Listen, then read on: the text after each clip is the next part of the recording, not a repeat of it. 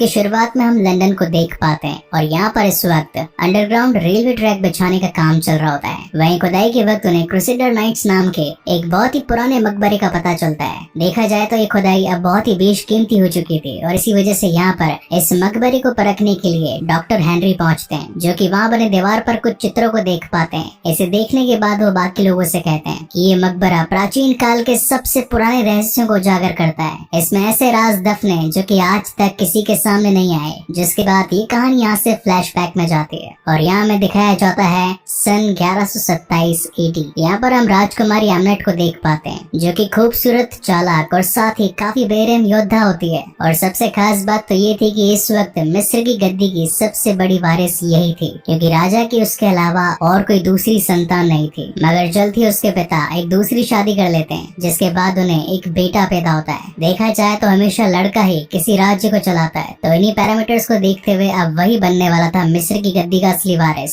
मगर ये बात एमनेट को बर्दाश्त नहीं होती, क्योंकि वो पूरे मिस्र की सत्ता अपने हाथों में लेना चाहती थी। इसलिए अब उसने चुना बुराई का रास्ता। जिसके बाद वो रात को अकेले कमरे में बैठकर अपने चारों तरफ आंख जला लेती है और बुराई के देवता सेट को बुलाती है। जिसके बाद उसकी प्रार्थना को सुनकर सेट वहाँ पर आता है और उसे एक तिलिस्मी खंजर देता है। जैसे वो उस खंजर को छूती है, उसकी पूरी बॉडी पर टैटूज बनना स्टार्ट हो जाते हैं। बेसिकली एक मिस्र की पौराणिक भाषा थी जिसके अंदर काले मंत्र लिखे थे। और अब धीरे धीरे करके एमनेट का एक नया जन्म होना स्टार्ट हो जाता है, यानी कि उसके शरीर से उसकी इंसानियत खत्म हो चुकी थी और एक राक्षस ने नया जन्म लिया था। इस नई ताकत के बाद में वो सबसे पहले जाती है अपने पिता के पास में और उस तिलिस्मी खंजर से उन्हें मौत के घाट उतार देती है और फिर जाकर अपने भाई को भी जान से मार देती है। लेकिन यही उसकी दरिंदगी खत्म नहीं हुई। अब वो चाहती थी कि वो सेट को इस धरती पर लेकर आ जाए, लेकिन ऐसा करने के लिए उसे एक इंसानी शरीर की जरूरत थी। इस वजह से वो अपने ही राज्य के एक इंसान को चुनती है। मगर इससे पहले कि वो उस शख्स को सेट के खंजर से जान से मारती, वहाँ पर राजा के सिपाही आकर उसे बंदी बना लेते हैं, क्योंकि उसने राजा का कत्ल किया था।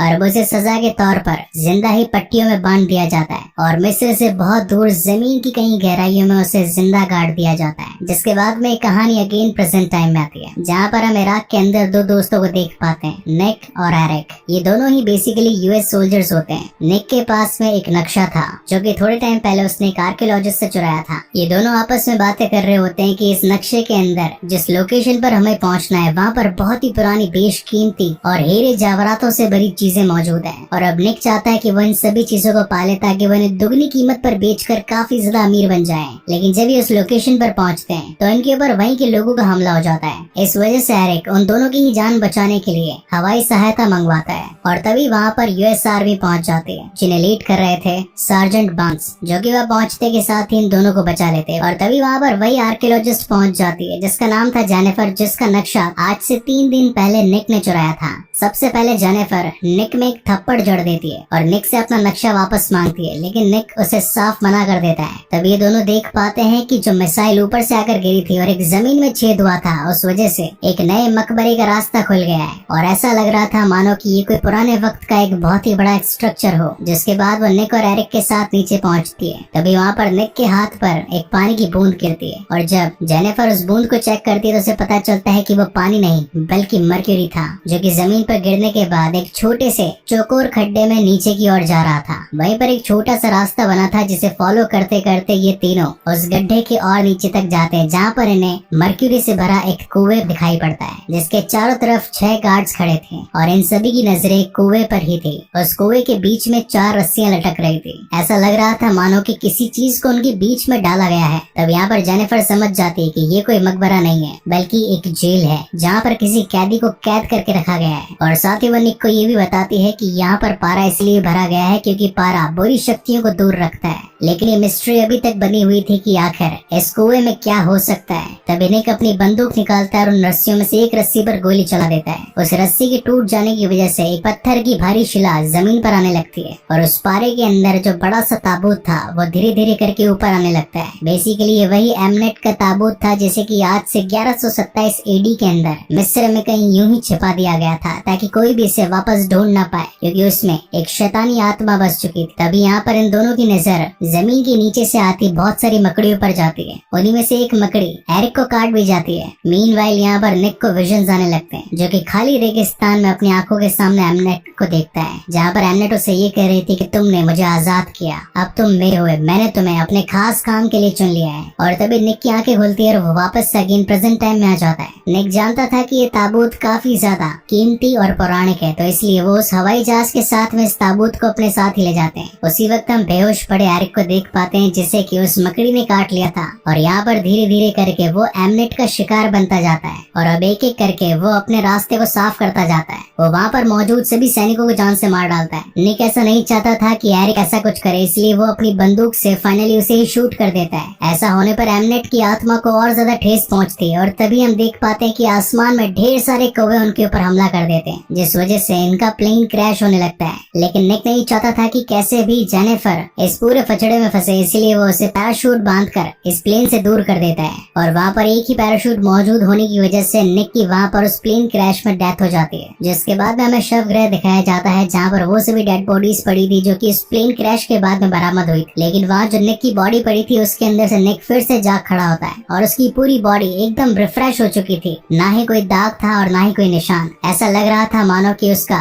कोई बुरा एक्सीडेंट कभी हुआ ही ना हो। उसी वक्त वहाँ पर डॉक्टर्स और साथ ही जेनिफर पहुँचते हैं, जो कि ये देखकर हैरान हो जाते हैं कि आखिर निक वापस से बिल्कुल सही सलामत खड़ा कैसे हो गया, क्योंकि इस बात को सबने मान लिया था कि निक उस हादसे में मर चुका था। जब निक वहाँ से वॉशरूम पहुँचता है तो अपने ही दोस्त एरिक की आत्मा उसे सामने दिखाई पड़ती है, जहाँ पर वो निक को बताता है कि हम दोनों ही श्रापित हैं। लेकिन खास बात यह है कि एमनेट ने एक बड़े काम के लिए तुम्हें चुना है और इसी वजह से तुम प्लेन क्रैश में बच गए थे। बहुत ही जल्द एमनेट तुम्हें उस खास खंजर से मारेगी जो कि उसे बुराइयों के देवता सेट ने दिया था, और इसी खंजर की मदद से वो सेट को इस धरती पर लेकर आएगी। जिसके बाद सेट तुम्हारे शरीर पर कब्जा करके इस धरती पर रहेगा, जिस पर निक विश्वास नहीं करता और वहाँ से बाहर निकल जाता है, मगर उसके विजन्स उसका पीछा नहीं छोड़ते। तभी जमीन पर एक क्रीचर जिसके आसपास काफी सारे चूहे घूम रहे थे वो उसका पीछा करने लगता है। वो सारे चूहे मिलकर निक पर हमला कर देते हैं, उसे नोचने लगते हैं, काटने लगते हैं। मगर इससे पहले कि निक उस सड़क पर किसी गाड़ी के नीचे आता, वहाँ पर जेनिफर पहुंच जाती है और उसे बचा लेती है। हालांकि निक वहाँ पर उसे सब कुछ समझाने की कोशिश करता है कि मेरे साथ क्या हो रहा है और क्या बीत रहा है, मगर जेनिफर उसकी बात पर यकीन नहीं करती। तब निक उससे कहता है कि मैं उस जगह पर जाना चाहता हूँ जहाँ पर वो प्लेन क्रैश हुआ था, वहाँ पर एमनेट का ताबूत है, मुझे वो चाहिए। जिसके बाद ये दोनों ही एक पुलिस की गाड़ी को चुरा कर सीधा एमनेट के ताबूत की ओर निकल पड़ते हैं। मीनवाइल हम एमनेट को देख पाते हैं जो कि इस वक्त ताबूत से बाहर आ चुकी थी और आसपास मौजूद सभी लोगों के शरीर को चूस चूस कर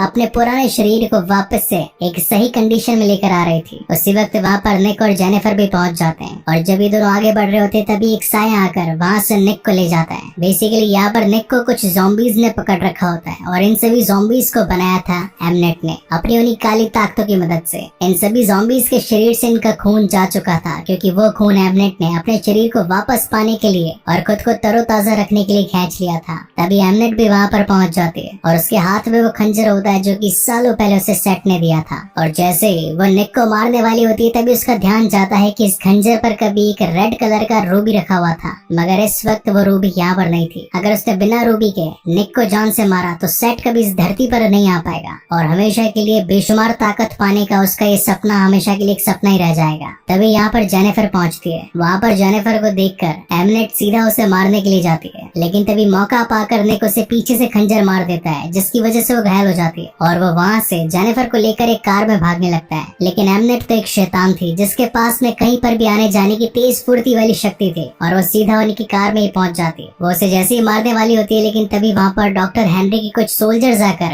एमनेट को अपना निशाना बना लेते हैं। जिसके बाद में हेनरी के सोल्जर्स निक और साथ ही जेनिफर को अपने साथ एक लैब में ले जाते हैं और यहाँ पर होता है एक सबसे बड़े राज से पर्दाफाश और हम व्यूअर्स को ये पता चलता है कि इतने टाइम से जेनिफर डॉक्टर हेनरी के लिए ही काम कर रही थी। वहीं पर हम एमनेट को भी देख पाते हैं जिसे कि इस वक्त मर्क्यूरी लगाकर जंजीरों में कैद कर दिया गया था। सिर्फ एक मर्क्यूरी ही था जिससे कि शैतानी आत्माएं और ताकतें अपने फुल पोटेंशियल पर काम नहीं कर पाती। एमनेट निक को कहते हैं कि जल्द ही तुम्हारा शरीर एक ऐसे देवता में बदल जाएगा जिसका ना तो कोई कुछ बिगाड़ सकता है और न ही कभी जान से मार सकता है। तुम हमेशा के लिए अमर हो जाओगे और मैं तुम्हारी रानी बनकर इसी धरती पर रहूंगी। और तभी उसकी कुछ मैजिकल मकड़ियां आकर उन्हीं के गार्ड्स में से एक को इन्फेक्टेड कर देती है और वो गार्ड्स वो सारी मशीन्स बंद कर देता है जो कि पारा एमनेट के शरीर में डाला जा रहा था। और उसी वक्त एमनेट अपने आप को आजाद कर लेती है और वहाँ के लोगों को जान से मारने लगती है। मीनवाइल यहाँ जेनिफर निक को बताती है कि वे जानती हूँ कि इस पूरे बड़े हादसे को रोका कैसे जा सकता है। हमें जाकर सबसे पहले उस रूबी को तोड़ना पड़ेगा जो कि उस खंजर के ऊपर लगी थी, क्योंकि सारी ताकतें उस रूबी से उस खंजर में पहुंचती है और मुझे पता है कि वो कहाँ पर है। जिसके बाद ये दोनों ही बिल्डिंग से बाहर निकल जाते हैं, लेकिन एमनेट ऐसा चाहती नहीं थी और इसलिए वो भी बाहर आकर बुराई के राक्षस सेट का आवाहन करती है और तभी मिस्र की रेत आकर पूरे लंदन शहर को अपनी खुराक बना लेती है। पूरा शहर रेत से ढक जाता है। उस रेत के कोहरे से बचने के लिए निक और जेनिफर अंडरग्राउंड रेल ट्रैक पर पहुंचते हैं। बेसिकली ये वही टनल होता है जिसके नीचे क्रूसेडर नाइट्स का एक मकबरा मिला था इस मूवी की स्टार्टिंग में। जेनिफर जानती थी कि क्रूसेडर नाइट्स के उसी मकबरे के ऊपर वो रूबी लगा है जो कि खंजर से हटाया गया था ताकि उसकी शक्तियों को कभी भी पूरी ताकत न मिल पाए। हालांकि निक और जेनिफर उस रूबी को तबाह कर पाए, लेकिन उससे पहले वहाँ पर एमिनेट पहुंच जाती है और अपनी ताकतों से क्रूसेडर नाइट्स के जितने भी ममीज होते हैं उन सभी को जिंदा ज़ॉम्बी में बदल देती है। और फाइनली अब वो रूबी उसके हाथ में होता है जिसे कि वो अपने खंजर में लगा देती है। लेकिन कैसे तैसे निक और जेनिफर वहाँ से भागने लगते हैं, मगर उनके पीछे इस वक्त सभी ममीज और ज़ॉम्बीज की बड़ी आर्मी लग चुकी थी जो कि उनके खून के प्यासी थी। वो अपनी जान बचाने के लिए पानी में गिर जाते हैं। हालांकि निक काफी कोशिश करता है कि वो जेनिफर को बचा ले, मगर पानी में डूबने की वजह से जेनिफर की जान चली जाती है। वो वहाँ पर काफी रोने लगता है, बिल्कुल टूट सा जाता है। और तभी वहाँ पर एमनेट पहुंच और अपने अनुष्ठान यानी कि अपने रिचुअल को करना स्टार्ट करती है ताकि वो सेट को इस धरती पर लेकर आ सके। और फिर वो अपना खंजर निकालती है ताकि निक को मारकर सेट को आजाद कर दे हमेशा के लिए। निक उसे रोकने की काफी कोशिश करता है। तब वहाँ पर वो उसका ध्यान भटकाने के लिए उसे अलग अलग बातें बताती है और कहती है कि तुम्हारे अंदर इतनी ताकत आ जाएगी कि ना तो तुम्हें कोई मार पाएगा और ना ही कोई हरा पाएगा। उसकी बातों में आकर निक अपने आप को ही खंजर मार लेता है और तभी सेट की सारी बुरी ताकतें उसके अंदर आ जाती है। लेकिन तभी वहाँ पर निक की नजर जेनिफर पर जाती है और तब उसे लगता है कि वो गलत कर रहा है। अपने कॉन्शियस माइंड में आकर सबसे पहले तो निक वहीं पर मिनट को जान से मार डालता है और उसकी ताकत निकाल कर जेनिफर को जिंदा कर देता है। हालांकि सेट की बुरी ताकतें तो इस वक्त निक के शरीर में होती है, मगर निक का पूरी तरीके से अपने शरीर पर काबू होता है और वो कहीं कुछ बुरा न कर बैठे, इसलिए वो वहाँ से भाग जाता है। जिसके बाद में जेनिफर की मुलाकात हेनरी से होती है और हेनरी उसे बताता है कि निक यहाँ से कहीं दूर निकल चुका है, न जाने वो कहाँ पर होगा और क्या कर रहा होगा, मगर खतरा इस वक्त भी धरती पर मौजूद है। और इसी के साथ ये मूवी यहीं पर खत्म होती है। वहीं पर इस मूवी के पोस्ट क्रेडिट सीन में हम देख पाते हैं कि रेगिस्तान की ओर निक चला जा रहा होता है और उसके अंदर भी सेट की ताकत होती है। और इसी तगड़े सस्पेंस के साथ में ये शानदार कहानी यहीं पर खत्म होती है। सो गाइस, आपको ये वीडियो कैसा लगा प्लीज मुझे लाइक और कमेंट करके जरूर बताइएगा। और अगर पहली बार इस चैनल पर आए हैं तो इसे सब्सक्राइब जरूर कीजिएगा, क्योंकि इसी तरीके की बेहतरीन मूवीज मैं आप लोगों के लिए लाता रहता हूँ। इसके बाद में मैं एक और शानदार कहानी इस चैनल पर लाने वाला हूँ। तब तक के लिए keep watching and stay safe. मिलते हैं अगले वीडियो में।